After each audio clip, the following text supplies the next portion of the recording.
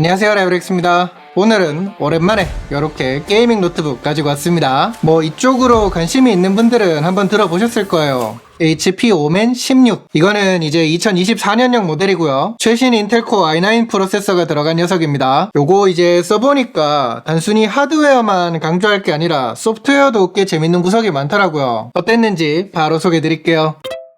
지금 보시는 것처럼 HP 오멘 16은 블랙 베이스에 무광 처리가 되어 있고요. 전반적으로 뭐랄까 이제 무난하면서 깔끔, 심플합니다. 예전에는 워낙 게이밍 노트북이라고 했을 때 투박하고 벽돌 같은 외형이 많아가지고 지금도 그런 편견을 갖고 있는 분들 많잖아요. 오멘 16은 다행히 그런 모습하고는 거리가 있어요. 다만 기존 오멘 16하고 큰 차이가 없는 외관인 점은 살짝 아쉬움이 남긴 합니다. 인터페이스는 썬더볼트 4를 지원하는 USB Type-C 포트 2개, USB Type-A 포트 2개, 오디오 잭, 유선 램 포트, HDMI 2.1 등이 있는데요. 지금 보시면 아시겠지만 단자가 좌우로만 있는 게 아니라 뒤쪽으로도 있죠. 예전에도 제가 다른 모델에서 말한 것 같은데 게이밍 노트북은 이제 이렇게 무게가 있고 하다 보니까 소위 말하는 시즈 모드로 박아두고 쓰는 경우가 많단 말이죠. 그럴 때 자주 쓰게 되는 전원이라든지 유선 램 포트라든지 디스플레이 연결하는 포트, 그런 단자가 이제 이렇게 뒤쪽으로 있는 거는 칭찬할 포인트가 아닌가. 평소에 노트북 쓰시는 분들은 이게 무슨 의미인지 쉽게 이해가 되실 겁니다. 그러면 바로 이 녀석 퍼포먼스가 어땠는지 소개해 드릴게요. 제가 테스트하면서 써본 모델 기준으로 주요 스펙은 인텔 코어 i9 14900HX, 엔비디아 지포스 RTX 4070 랩탑 GPU, 32GB 램이 들어가 있습니다. 처음에도 말했지만 2024년형 모델로 나오면서 이 CPU가 업그레이드가 됐어요. 최신 하이엔드급 CPU라고 생각하시면 될 것 같은데 8개 P코어, 16개 E코어, 그리고 총 32개 스레드를 기반으로 하고 있습니다. 이제 이런 게 좀 복잡하고 어렵다 하시는 분들은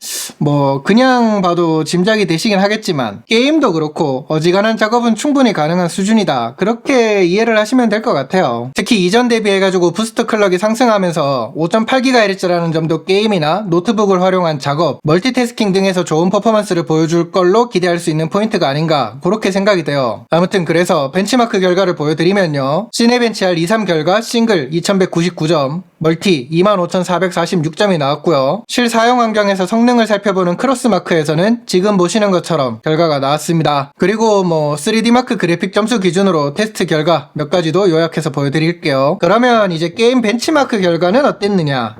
어쌔신 크리드 미라지를 가장 높은 옵션으로 돌렸을 때 평균 80, 최대 169프레임이 나왔고요. 어쌔신 크리드 오디세이에서는 가장 높은 설정 기준으로 평균 77프레임, 최대 168프레임이 나왔습니다. 사이버펑크 2077에서는 평균 86, 최대 101프레임을 확인할 수 있었어요. 원래는 매번 했던 것처럼 제가 레데리 2까지 해가지고 보여드리고 싶었는데 이상하게 이번에 자꾸 요게 실행이 안 되고 튕기더라고요, 계속. 그래서 벤치 자체가 안 돼가지고 요거는 다음에 혹시 측정 가능해지면 따로 공유 드릴 수 있도록 할게요. 아무튼 지금 보여드린 결과가 제가 최고 옵션 기준에서 보여드린 거니까 옵션 탑을 좀 보면 더 원활하게 플레이하면서 놀 수 있겠죠.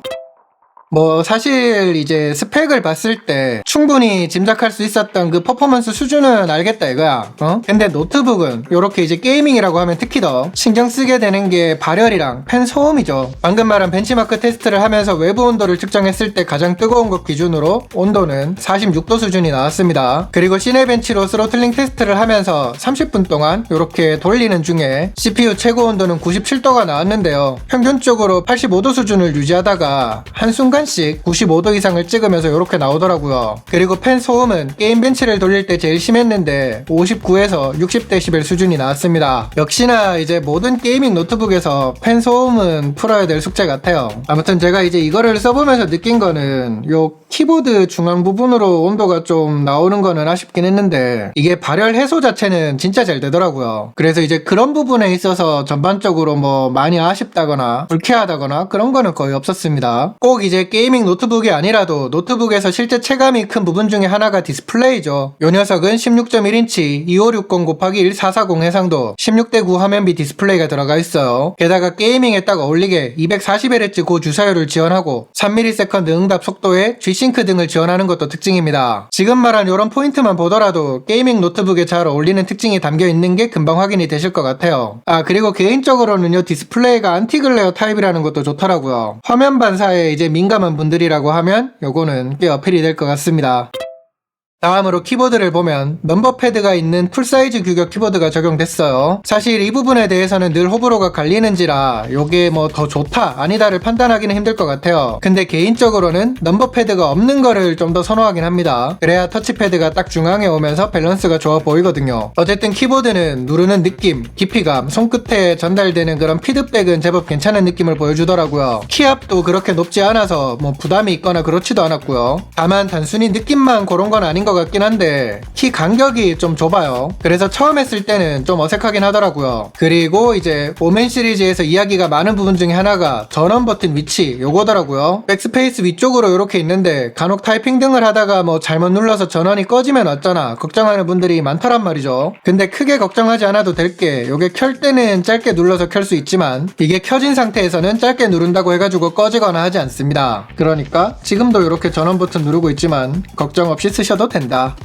뭐 요런 거 외에도 26키 롤오버 안티고스팅 기술이 적용되어 있어서 동시 입력이 많은 게임에서 오작동 스트레스를 줄일 수 있는 것도 알아두면 좋은 포인트 같아요. 게이밍 노트북이니까 특히 더. 제가 이제 처음에도 말씀을 드렸죠. 요 녀석을 써보면서 재밌다고 생각이 된 게 소프트웨어. 어쩌면 뭐 오멘 시리즈에 관심이 있는 분들은 이미 알고 계실지도. 뭐냐면 오멘 게이밍 허브라는 게 있습니다. 대부분의 노트북이 자사 소프트웨어를 담고 있잖아요. 이것도 이제 그런 거긴 한데 오멘 게이밍 허브 수준의 커스텀을 제공하는 거는 보기 드물지 않나 싶어요. 그래서 간단하게 보여드리면 키보드 RGB를 이렇게 조절할 수 있습니다. 뭐 단순히 조절이 가능한 수준이 아니라 정말 뭐랄까 이제 문자 그대로 사용자 입맛에 맞게끔 세세한 조절이 가능하더라고요. 뭐 특정 키에만 효과라든지 색상을 넣는 것 같은 설정도 가능하고요. 그래서 이제 이런 게이밍 노트북에서 감성이라고 하면 이런 RGB잖아요. 근데 뭐 비슷비슷한 색상이라든지 효과가 좀 지겹고 싫었다 하는 분들, 식상했다 하는 분들, 그래서 좀 다른 감성을 원한다 하는 분들, 그런 분들한테 요거는 좋은 포인트가 될 것 같아요. 그리고 뭐 CPU 사용률 등을 체크할 수 있는 거는 기본이고 몇 년 전부터 화제가 됐던 언더볼팅도 여전히 가능한 모습을 볼 수 있습니다. 언더볼팅은 이제 쉽게 말해서 전압을 낮추는 그런 개념이에요. 이렇게 되면 재밌는 게 발열, 그러니까 온도가 내려가고 그 덕분에 더 나은 클럭 성능을 유지하는 게 가능해집니다. 실제로 이게 뭐 시스템 전력이라든지 열, 소음을 줄이는 방법으로 많이 쓰이고 있는 거예요. 근데 이제 일반 사용자 입장에서는 이거를 설정하는 게 난이도가 있다는 게 좀 단점이기도 하고요. 그런데 오멘 16은 오멘 게이밍 허브를 통해 가지고 내 노트북에 맞는 언더볼팅을 자동으로 적용할 수 있다. 솔직히 소비자 입장에서 이거는 칭찬할 수밖에 없는 포인트가 아닌가 그렇게 생각이 됩니다. 이 외에도 프리셋으로 성능을 제어하는 세팅, 뭐 예전에 다른 영상에서 잠깐 이야기한 적이 있는데 내장과 외장 중에 어떤 그래픽을 쓸지 등도 지정할 수 있어요. 이쯤 되니까 이제 제가 왜 재밌다고 했는지 이해가 되시죠?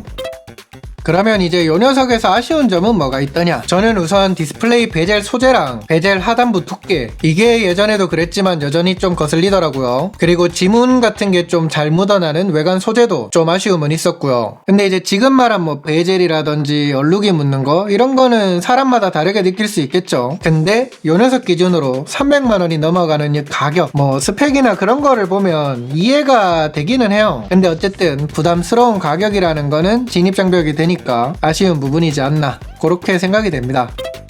제가 지금까지 채널에서 게이밍 노트북을 꽤 여러 개 소개하고 했어요. 근데 이 HP 오멘 16은 그 중에서도 뭐랄까 이제 차별화 포인트? 그게 확실히 보이더라고요. 그런 게 이제 또 매력으로 어필이 되기도 하고, 특히 제품 타겟 그대로 하면 게이머 입장에서 느끼게 될 그 하드웨어랑 소프트웨어의 그런 조화? 그런 게 좋다는 점이 특히 많이 와닿는 그런 노트북이었다. 그렇게 정리가 될 것 같습니다. 확실히 이름이 많이 알려지고 한 거는 이유가 있는 것 같더라고요. 오늘 영상은 여기까지 하겠습니다. 혹시 뭐 궁금한 게 있다 하시면 댓글 남겨주시고요. 저는 또 다른 영상으로 빠르게 돌아오도록 하겠습니다. 감사합니다. 빠이빠이.